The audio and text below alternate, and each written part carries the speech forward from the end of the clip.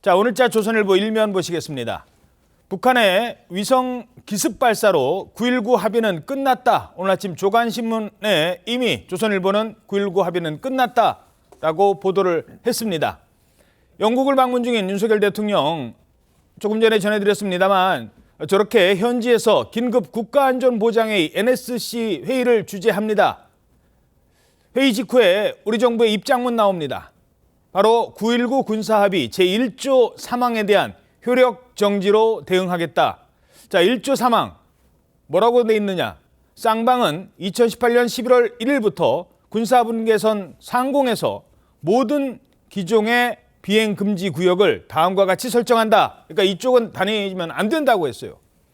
그런데 이 항공기 군사분계선으로부터 동부 지역은 40km, 서부 지역은 20km를 적용한다. 비행 금지 구역 설정한다. 자, 그런데 지금 이 합의를 위반했기 때문에 더 이상 우리도 지키지 않겠다. 자, 신범철 전 국방부 차관님, 네. 9.19 군사 합의를 효력정지한다. 이게 무슨 의미입니까? 그러니까 9.19 군사 분야 부속 합의선 거죠. 거기에 있는 내용 중에 일부를 우리가 지키지 않겠다는 선언을 하는 거죠.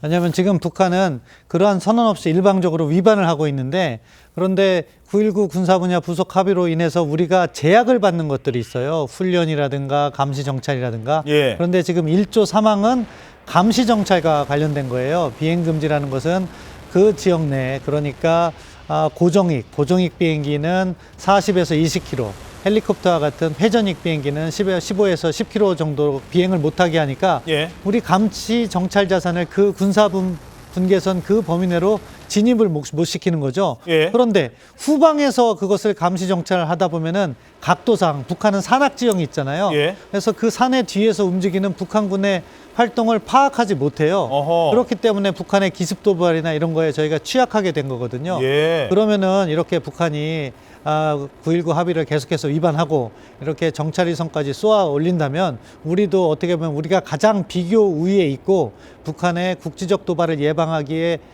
절대 필요한 감시 정찰 능력을 가동하겠다. 그 의미인 겁니다. 그러면 동창리에서 쏘면 기존에 우리가 정찰하는 방식으로는 뭐 상공이나 이런 데서 북한의 움직임을 예의주시할 수가 없는 건가요? 이 북한의 도발이 연계되어 있는 게 많거든요. 동창리에서 쏘는 거는 사실 뭐 우리가 잡는 거는 레이더나 이런 거로 충분히 잡을 수 있는 거죠. 예. 그런데 그것은 전략 도발이라고 보는 것이고 핵무기와 관련된. 그런데 이런 것과 관련해서 긴장을 조성하려면은 북한의 기습 도발은 군사분계선 인근에서 이루어지잖아요. 예. 그런데 군사분계선 인근에서의 북한의 움직임을 파악하기 위해서는 위성 정보라든가 이런 것 외에도 우리가 군단급, 사단급의 정찰 감시 자산이 있어요. 그렇죠. 그런데 이 9.19 합의로 인해서 그것을 그 범위 내 40에서 20km 동안 가동을 못해요. 그러다 보니까 그 움직임을 파악을 못하는 경우가 많은 거죠.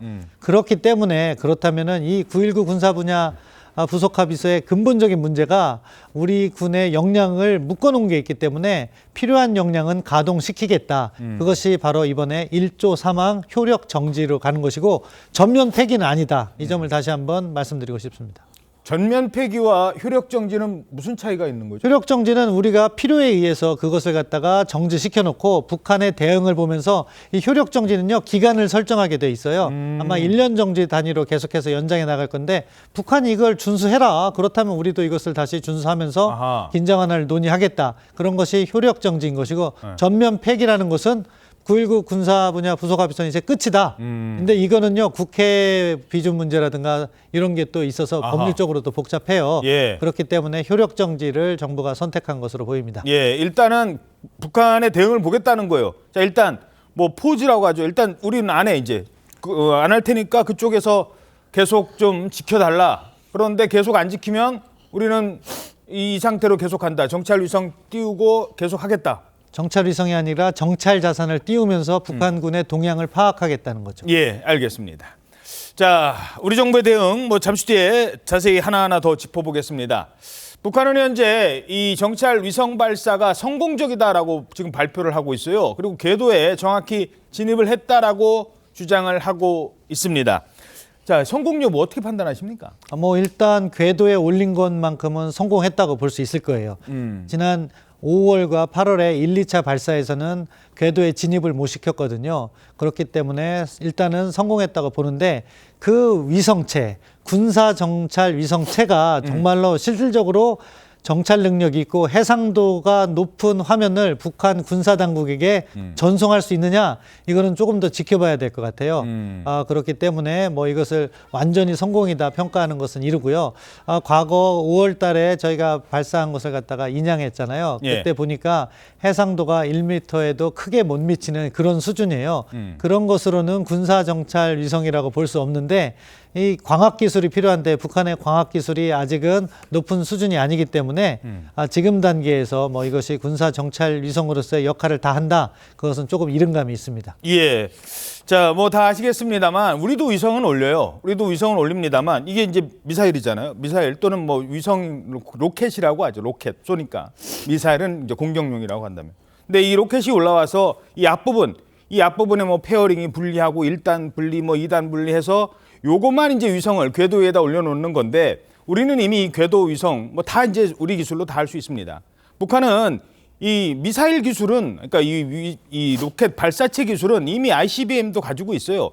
이 기술이 좀 부족했거든요. 그리고 이 궤도에다 올린다는 건 정확하게 목표에다 올려야 돼요. ICBM은 그냥 미국에다가 그냥 갖다가 멀리 쏘기만 하면 돼요. 멀리만 가면 되는데 정확하게 정확한 시간에 정확한 위치 올리는 기술, 이 기술이 부족했어요. 근데 러시아에 가서 이번에 좀 많이 좀 얻어온 것 같아요. 예, 그런 징후가 아주 많이 드러나 있죠. 뭐 김정은의 러시아 방러 당시에도 러시아의 극동 지역에 인공위성 발사 기지를 갖다가 방문했잖아요. 예. 그러면서 그때 나온 합의도 이러한 위성 기술 관련해서 북러 간의 협력을 시사했어요. 결국 북러 간의 협력이라는 것은 결국 러시아의 기술을 북한에 이전하는 것을 의미하는 건데, 그렇다면 북한이 재래식탄을 러시아에다 주고 위성 관련 기술을 받아오지 않았겠느냐. 그래서 이번에 발사를 성공한 것이 러시아의 영향이 있지 않겠느냐 하는 추정은 충분히 가능하다고 봅니다. 예. 자, 9.19 군사합의 1조 3항에 대해서 조금 전에 우리 정부가 국무회의를 열어서 국무회의에서 통과를 시켰거든요. 대통령이 조금 전에 군사합의 일부 효력정지에 대해서 재가를 했다고 합니다. 바로 조금 전에 윤석열 대통령이 국무회의 통과한 이 안에 대해서 사인을 했습니다. 자, 이 세 번째 성공, 뭐 지난번에 푸틴 만나고 뭐 김정은 위원장 러시아 가서 뭐 그랬었잖아요. 우리 정부도 러시아의 기술 지원이 분명히 있었던 것 같다, 이렇게 파악하고 있습니다. 최근 엔진과 발사장치 점검 등 막바지 준비에 한창인 것으로 파악하고 있다고 보고했습니다. 특히 러시아에서 기술 자문을 받은 것으로 보이고 있으며. 예. 자, 지금 뭐 우리 정부의 대응도 조금 더 전해드려야 되는데, 국무회의를 통과를 했고 대통령이 재가를 했고, 이미 그 전에 영국에서 NSC 회의가 열렸고 아주 긴박하게 돌아갔어요. 예, 맞습니다. 지금 알려드렸다시피 영국을 국빈 방문 중이죠. 윤석열 대통령의 그 행보를 조금 정리를 더 해드리면, 이날 이 국빈 행사 가운데 이 중간에 화상으로 긴급 NSC 상임위원 회의를 직접 윤 대통령이 주재를 했습니다. 예. 합참 의장으로부터 상황 보고를 받았고요. 북한의 군사정찰 위성 발사는 성공 여부와는 상관없이 우리에 대한 감시 정찰 능력을 강화하고 ICBM 성능 향상에 그 목적이 있다고 설명하면서 북한의 핵미사일 위협을 실행에 옮기고자 하는 조치, 이런 평가를 내렸습니다. 또 적법 절차에 따른 대응 조치를 추진하라, 이렇게 지시를 했는데 그 1차적 조치로 조금 전 행해진 거고요. 이에 대해서 이 NSC는 입장문을 냈는데, 정부는 9.19 군사합의 제1조 3항에 대한 효력정지 추진과 함께 과거 시행하던 군사분계선 일대 대북정찰 감시 활동을 복원하겠다, 이런 발표를 내린 겁니다. 이 정부는 정찰 위성 발사가 지난 2018년 체결했던 9.19 군사 합의 사항과 그 정신에 대해서 정면으로 위반한다, 이런 판단을 내렸고요. 9.19 합의 가운데 지상과 해상 또 공중 완충구역 중에서 공중과 관련한 합의 사항을 우선적으로 효력 정지시키기로 했습니다. 이 체결이 5년 만에 이른바 파기 수순에 돌입하게 되는 것이다, 이런 분석도 지금 내려지고 있습니다. 예. 자, 일단 우리 정부의 이 즉각적인 대응 어떻게 평가하십니까? 잘 아시다시피 북한에 이런 도발이 있으면 사실은 이 도발에 관한 정보를 뭐 국가정보원이든 국방부든 여기저기서 다 수집하고 있잖아요. 그러니까 NSC 회의는 그런 정보들을 공유하게 되죠. 공유하면서 왜냐하면 각기 그 독특하게 얻은 정보들이 있을 수 있거든요. 예. 그래서 공유하고 그다음에 이런 일이 있으면 또 각 부서별로 대응을 해야 될 거 아니겠습니까? 그런 대응도 한번 점검하고 하는 그런 정도의 의미가 있는 거죠. 그래서 예를 들어서 이제 북한의 정확한 의도가 뭐고 뭐 성공 가능성 뭐 이거를 이제 시나리오별로 다 점검을 해서 각 부서별로 어떠한 조치를 취해야 한다. 또는 뭐 그에 따른 뭐 훈련을 할 것이 있으면 훈련을 해야 된다. 뭐 예를 들어서 9.19 군사합의의 1조 3항을 효력 정지를 하면 앞으로 뭐 어느 군의 어느 부서가 뭐 휴전선 인근에서 어떤 활동을 어디까지 해도 된다. 뭐 이런 것들까지도 앞으로 후속 조치가 전부 이루어져야 되잖아요. 예. 아마 그런 부분에 관한 점검이 이루어지지 않았을까 싶습니다. 예.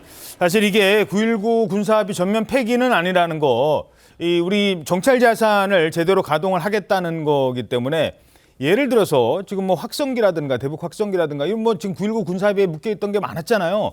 뭐 이런 게 전부 다 없어지는 건 아니죠? 예, 그렇습니다. 지금 1조 3항 그러니까 비행금지 구역만을 갖다가 저희가 이번에 효력 정지를 한 것이기 때문에 감시 정찰 능력만 복원한 거고요. 다른 것들은 북한의 추가 도발 여부라든가 그런 것을 지켜보면서 단계적으로 진행할 가능성이 높다고 보고요. 지금 좋은 말씀을 해주셨는데 정부의 신속한 대응이 이렇게 이루어지고 있다는 것은 이미 준비가 잘 짜여져 있다. 그렇게 아하. 평가하고 그만큼 사실은 북한의 발사 징후를 우리 합참에서 잘 파악하고 있었다고 봅니다. 자, 북한과 우리의 어떻게 보면 이제 전략 싸움이에요. 이것도 한번 살펴보겠습니다. 원래 오늘 0시부터 쏜다고 예고했었어요. 오늘 0시. 그래서 뭐 12월 1일인가 그때까지 쏜다고 이렇게 미리 이렇게 예고를 해놔야 됩니다. 그래야 그쪽으로 지나가는 뭐 선박이라든가 비행기라든가 다 이제 준비를 해야 될 거 아니에요. 항행 금지 구역 설정을 해요. 근데 이렇게 쏘는데 갑자기 어젯밤 10시 반인가 이때 갑자기 느닷없이 쐈어요. 일단 그 의도는 어디에 있었을까요? 그 의도는 결국 윤석열 대통령의 영국 국빈 방문에 초점을 맞췄다고 봅니다. 아하. 왜냐하면 북한이 오늘부터 12월 1일까지 긴 시간을 이렇게 미사일 발사라고 항행 경보를 갖다가 통보해 놓은 상황이에요. 예. 그러면 오늘이나 뭐 날씨가 안 좋다고 하더라도 주말이나 이때 개선되면 그때 쏴도 되거든요. 그때도 맑은 날 있을 거예요. 그렇죠. 그럼에도 불구하고 앞당겨서 쐈다는 것은 결국 그 시기가 윤석열 대통령의 영국 국빈 방문이어야 한다. 과거 북한의 이러한 전략 도발을 보면은 정치적 상징성에 많은 비중을 맞춰왔어요. 예. 미국의 뭐 독립기념일이라든가 그런 행사에 맞춰왔는데 이번에도 역시 그러한 북한의 전통적인 행보가 잘 드러났다 이렇게 평가합니다. 자, 그렇게 기습적으로 하니까 우리가 하다가 당한 게 아니라 대응도 바로 오늘 새벽에 쫙 다 나와버렸어요. 그 부분은 어떻게 평가해요? 예, 그만큼 정부가 준비가 잘 되어 있고, 저희가 뭐 북한의 동창리에서 이 발사하는 것은요, 실시간으로 포착을 하고 있어요. 그러니까 준비 과정이 적어도 한 이틀 전부터는 확실히 단기일 내에 쏜다. 그럼 어떻게 할 것인가 하는 준비가 되어 있었다고 보고, 그렇기 때문에 대통령께서 영국에 가서도 우왕좌왕하는 모습 없이 아주 신속하게 모든 절차가 잘 이루어졌다고 봅니다. 마지막으로 하나만 더 짧게요. 1조 3항이 뭐 아까도 말씀드렸습니다. 동창리에서 쏘는 거 보자고 1조 3항 폐기는 아닌 것 같고 뭐 방사포라든가 북한이 막 기습적으로 미사일 도발 막 하잖아요. 탄도미사일 쏘고 그거는 막을 수 있습니까? 1조 3항을 우리가 효력 정지를 하면? 그런 움직임을 포착하는데 정말로 중요한 역할을 하는 거죠. 결국에는 북한의 그러한 재래식 도발 같은 경우는 군사분계선 인근에서 이루어지고 군사분계선의 인근에서 기습적인 도발이기 때문에 그 포착 시간도 짧아요. 그런데 위성 정보는 이 지구를 돌기 때문에 저희가 실시간이라고 하더라도 그 시간에 공백이 깁니다. 그거를 메꿔주는 것이 군사분계선 인근에서의 그렇죠. 우리의 군단급, 사단급 정찰 자산인데 그거를 가동하지 못하게 되어 있는 것을 갖다가 복원시킨다는 것은 북한의 재래식 기습 도발을 억제하는 데 있어서는 큰 효과가 있을 것이다. 장담할 수 있습니다. 그렇죠. 우리의 뭐 킬체인이라든가 이런 것들이 다 즉각적인 탐지 과정부터 시작을 하는데 탐지를 못하게 하면은 안 되는 거겠죠.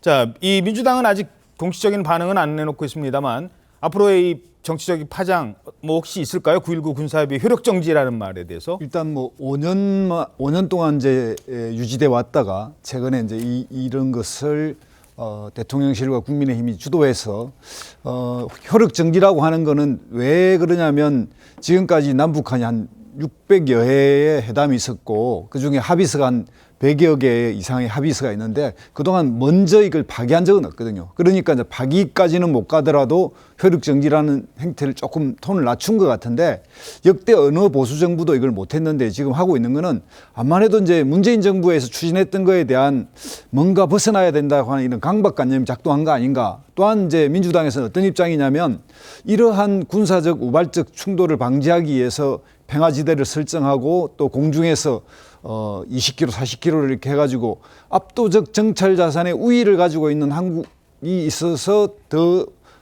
선점한 영역인데 이걸 깨면 오히려 군사적 불안정을 조성하면서 뭔가 긴장을 유발하게 해서 이것이 정치적 이득을 가져오는 뭔가의 이런 거에 이용되는 거 아닌가 이런 이제 우려를 표하고 있습니다. 그런 점에서 윤석열 정부는 그동안 남북 이 관계를 이런 식으로 혹시라도 정쟁적으로 이용한다면 큰일이지 않나 이런 생각이 듭니다. 예, 알겠습니다.